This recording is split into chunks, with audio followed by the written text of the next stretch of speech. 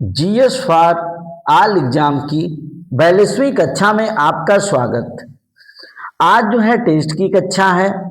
अब बहुत आसान आसान प्रश्न है, आपको आपके प्रीवियस नॉलेज के आधार पे आना चाहिए।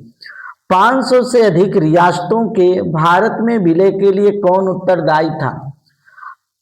इस समय जो है आप वीडियो को सुनिए और उसके बावजूद जो है उत्तर देने का प्रयास करिए। आप देखिए मत, वीडियो को सुन के उत्तर देने का प्रयास कीजिए। जब नहीं आ रहा है तो दोबारा देखिए।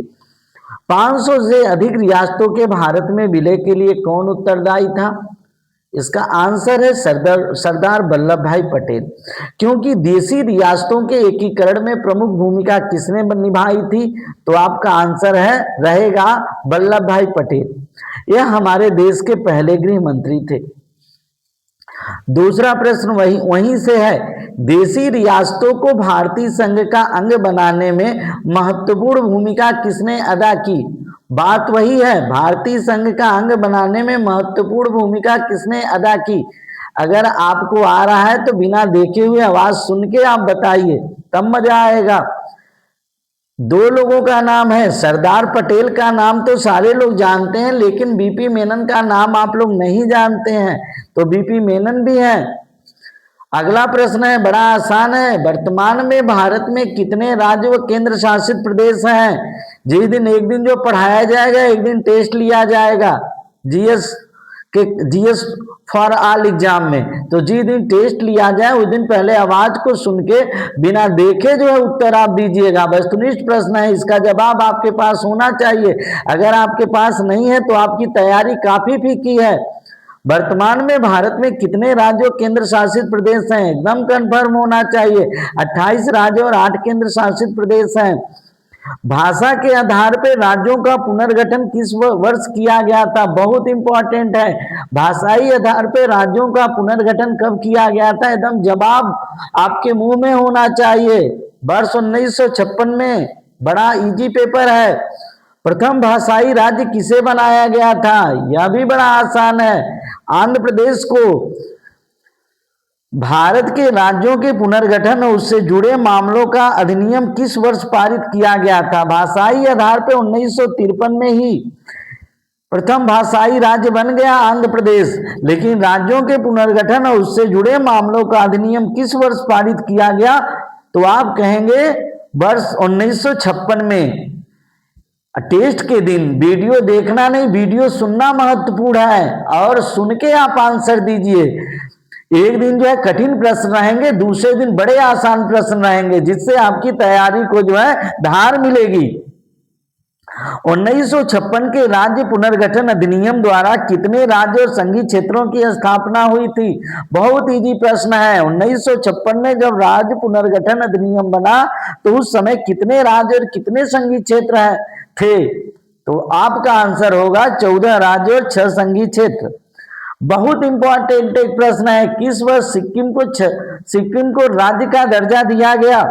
तो भैया आपको मालूम होना चाहिए था कि सिक्किम को राज्य का दर्जा 36वां संविधान संशोधन 1975 में दिया गया और भारत का 22वां राज्य बना। आइए एक बार हम दोहरा लेते हैं। देशी रियासतों के एकीकरण में महत्वपूर्ण भूमिका वल्लभ भाई पटेल और बीपी मेनन ने जो है। भारत में 28 राज्य और 8 केंद्र शासित प्रदेश हैं। भाषा के आधार पर राज्यों का पुनर्गठन 1956 में हुआ था। प्रथम भाषाई राज्य आंध्र प्रदेश बना, जो 1953 में ही बन गया, क्योंकि रामुल्लू की मृत्यु हुई थी। और उसके बाद तुरंत बिना पुनर्गठन आयोग और उससे जुड़े मामलों का अधिनियम बनाए हुए आंध्र प्रदेश को जो भाषा के आधार पर प्रथम राज्य बनने का गौरव प्रदान कर दिया गया। 1956 का जब राज्य पुनर्गठन अधिनियम हुआ उस समय 14 राज्य और 6 संघीय क्षेत्र जो है बने, 6 केंद्र शासित प्रदेश बने। सिक्किम को जो है राज्य का दर्जा 36वां संविधान संशोधन 1975 में दिया गया और सिक्किम भारत का 22वां राज्य बना। जिस दिन टेस्ट होता है उस दिन बस केवल सुन के आप उत्तर दीजिए। और जिन बच्चों को नहीं कुछ आता है वो भले देख सकते हैं, लेकिन अगर आप अपने आप को कुछ भी समझते हैं तो बस केवल उस दिन आवाज सुनिए, बाद में आप वीडियो देख लीजिए। त्रिपिटक ग्रंथ है। किसका ग्रंथ है भैया? बौद्ध साहित्य का। सूत पिटक में क्या है भैया? बुद्ध के उपदेश और शिक्षाओं का संग्रह है। सूत पिटक, विनय पिटक, अधिधम्म पिटक। तीन पिटक कौन कौन से हैं? सूत पिटक, विनय पिटक, अधिधम्म पिटक। सूत पिटक में क्या है? विनय पिटक में क्या है? अधिधम्म पिटक में। आ रहा है तो आवाज सुन के आंसर दीजिए। सूत पिटक में बुद्ध के उपदेश और शिक्षाओं का संग्रह है। विनय पिटक में भिक्षुओं के लिए नियम का संग्रह है। अधिधम्म पिटक में बौद्ध दर्शन और सिद्धांतों का विश्लेषण किया गया है। अधिधम्म पिटक में बौद्ध दर्शन एवं सिद्धांतों का विश्लेषण किया गया है। अगला प्रश्न है, बड़ा आसान है। आदि मानव का मुख्य सहयोगी जानवर कौन था? कुत्ता। कन्फ्यूशियस को आप जानते हैं, वो कौन था? सोचिए सोचिए, वीडियो बिना देखे हुए सोचिए। कन्फ्यूशियस चीन का महान दार्शनिक था। नैतिकता, सम्मान और सदाचार पे जोर दिया। जिस समय महावीर स्वामी, जिस समय जो है महात्मा बुद्ध ब्राह्मण धर्म पे जो है प्रत्याघात कर रहे थे और मानवता की स्थापना के लिए जैन और बौद्ध धर्म की स्थापना किए, उस समय कन्फ्यूशियस भी चीन का महान दार्शनिक नैतिकता, सम्मान और सदाचार पे जोर दिया करता था। चीन की महान दीवार का निर्माता कौन था? अगर आ रहा है तो बताइए ना बिना देखे हुए। इसकी शुरुआत चीन के प्रथम सम्राट किन सी हुआंग ने की थी। किन सी हुआंग, कहीं कहीं सी हुआंगटी भी देता है। और चीन की महान दीवार एक राजा से नहीं बनी थी, बहुत राजा लगे थे।